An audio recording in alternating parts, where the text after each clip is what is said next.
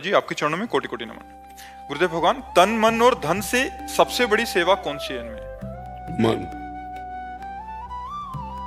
सबसे बड़ी सेवा है। मन अगर हमारा मन प्रभु में नहीं लगा है तो धन के द्वारा 56 प्रकार के भोग, सोने चांदी के मुकुट, आभूषण, भगवान ने आदेश किया है, मय्येव मन आधत्स्वम मयि बुद्धि निवेशेत निवस्य मय्येव अत ऊर्ध्वम न संशया। तुम मेरे में मन को समर्पित कर दो, तुम मेरे में ही निवास करोगे। अम्बरीश जी चक्रवर्ती सम्राट हैं, उन्होंने क्या समर्पित किया? सावई मनः कृष्ण पदारविंदयो। गोपी जनों की क्या स्थिति है? उधो मन न भये 10-20 एक हुतो सो गयो श्याम पे। अब को आराधे ईस उधो मन न भये।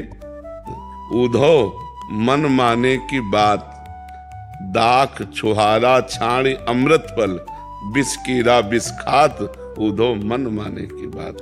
दुर्योधन ने 56 प्रकार के भोग बनाए थे और इंद्र जैसा वैभव महल में तैयारी की थी कि श्री कृष्ण संधि कराने आ रहे हैं, उनको अपने पक्ष में कर लेंगे। जब भगवान से कहा कि पधारो महल में, तो भगवान ने कहा नहीं, तेरे में प्रीति नहीं है और मेरे में भूख नहीं है, दो में ही भोजन पाया जाता है। भूख ना होने पर भी प्रीति में पाया जाता है। आओ थोड़ा सा भी पा लीजिए। और भगवान ने कहा मैं आप्त काम हूं, मेरे में भूख नहीं, इसलिए।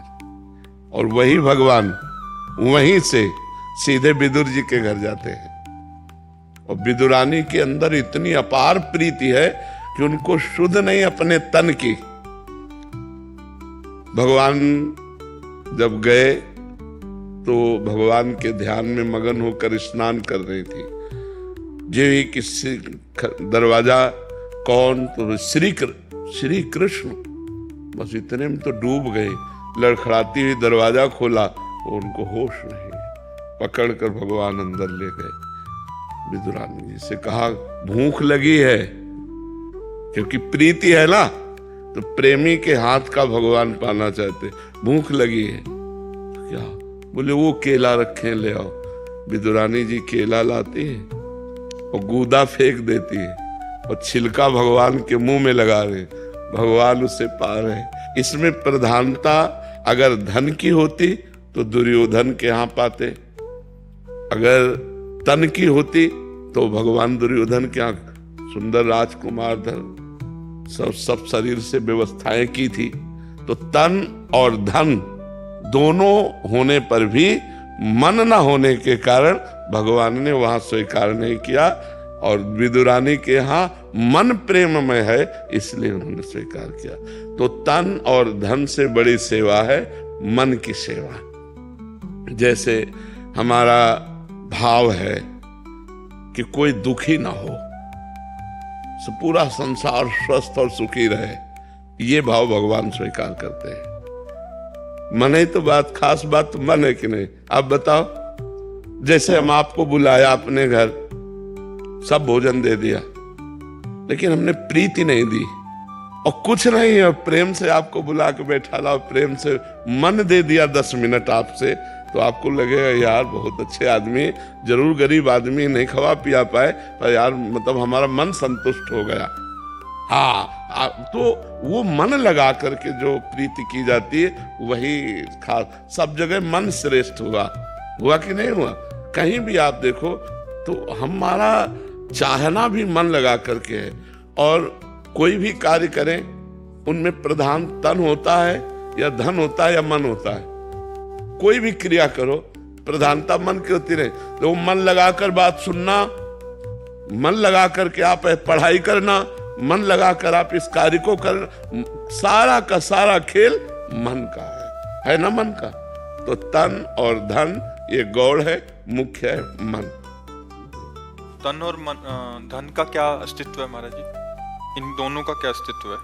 अगर हम शास्त्र के अनुसार संत वाणी के अनुसार, धर्म के अनुसार अपने तन को लगाएं और अपने धन को लगाएं तो हमारा मन पवित्र हो जाएगा, और मन पवित्र होकर भगवान में लग गया तो सब बात बन गई। जैसा हम आचरण करते हैं वैसा ही मन में संस्कार बनता है, और जैसे मन में संस्कार बनते हैं वैसे हमारे आचरण होते चले जाते हैं। तो हमको आचरण सुधारने हैं, हमें शराब नहीं पीना, हमें मांस नहीं खाना, पराई बहन बेटी की तरफ गंदी दृष्टि से नहीं देखना, पराया धन नहीं लेना, ये तो सब कोई जानता है, लेकिन जानते हुए भी मानता नहीं है। बस बात इतनी है, अगर मान जाए तो सब बात बन जाए। धन का प्रयोग जो हमारे परिवार के सदस्य हैं, सबसे पहला अधिकार उनका है। जैसे आप धन कमाते हैं तो सबसे पहला अधिकार आपके परिवार में, जैसे माता पिता, पुत्री पुत्र पत्नी,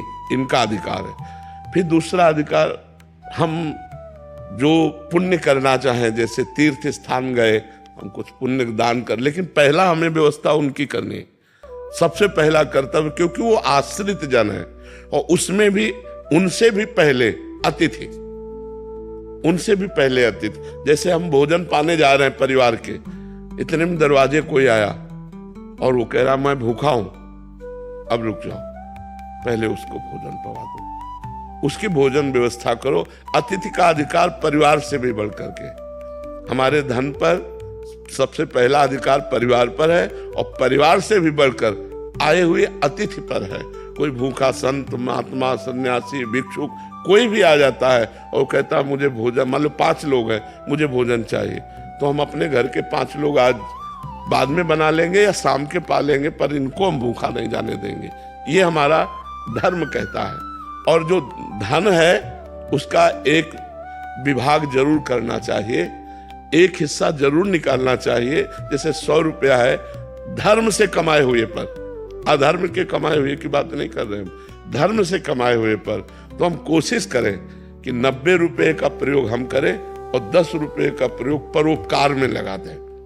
तीर्थ याटन गए, कहीं भगवान की सेवा, दान पुण्य, या किसी बीमारी की अवस्था में हम सहयोग कर दें, या जहां जैसा, किसी गरीब की कन्या, या जहां जैसा लगे 10 रुपए 100 में निकाल के रख देने चाहिए। 90 प्रयोग करो, 100 निकाल के 10 रख दिए, और वो जब इकट्ठा हो गए, मान लो हम कह रहे महीने में हमारे 200 रुपए इकट्ठा हुए, हम 200 को चारा लेते हैं हरा और गौओं को पवा देते हैं। तो ये धर्म विधान से चले तो हमारा तन मन धन सब पवित्र हो जाएगा। एक भागवत करा देते हैं, सब लोग 7 दिन भगवान की कथा सुने, थोड़ा थोड़ा प्रसाद पाए, हो गया। ऐसे सत्कर्म करते थे पहले धार्मिक लोग। पार्टी का मतलब है सब लोग मिल करके एक उत्साह मनाना। तो भगवान का नाम कीर्तन करो, भगवान की जय जयकार करो, सुंदर भोग लगाओ, बैठकर पाओ, ये सात्विक पार्टी। अब तो देखो, आप लोग खुद देखो क्या हो रहा है। पहले जो घरों में उत्सव मनाया जाता था, गांव में हमने जैसा देखा कि लोगों के पैर धोए जाते थे, पूज्य जनों के ऐसे पैर धो के, हाथ धो के, और ऐसे बिछा के पवाग 2 ना पत्तल बढ़िया, और फिर जय जयकार भगवान की करके तब भोजन होता था। अब आज कहाँ होता है, जय जयकार होती है क्या? वो सब रख दिए, जो मनावे तुम ले, तुम्हारा मनावे तुम ले। तो इससे बुद्धि पर भी तो प्रभाव पड़ता है, हमारी बुद्धि वैसे दूषित हो जाती है। तो यदि हम शास्त्र और धर्म के अनुसार अपने तन और धन को लगावें तो हमारा मन पवित्र हो जाए। मन पवित्र हो गया तो सब ठीक हो गया, है कि नहीं?